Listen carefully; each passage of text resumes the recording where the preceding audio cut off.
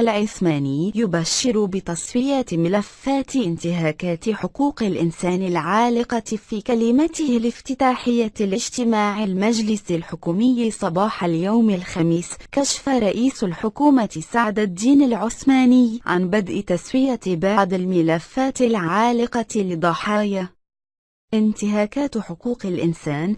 وقال العثماني إن حكومته ستواصل التنسيق مع المجلس الوطني لحقوق الإنسان لوضع حد للملفات الحقوقية العالقة.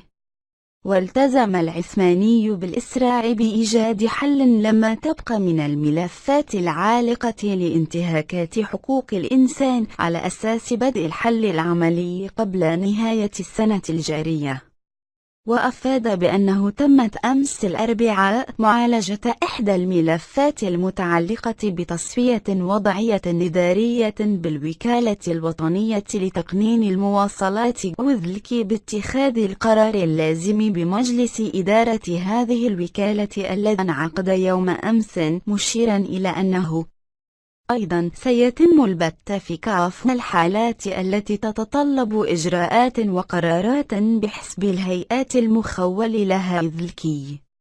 وقال العثماني أيضا: فمن واجبنا أن نوفي هؤلاء الضحايا حقهم انطلاقا من المقررات التحكيمية وغيرها من القرارات الصادرة عن المجلس الوطني حقوق الإنسان، ووفاء منا لنتائج هيئة الإنصاف والمصالحة، على اعتبار أن بلادنا تتحلى بالشجاعة في قراءة ماضيها وحاضرها وفي مواجهة المشاكل بالشجاعة اللازمة.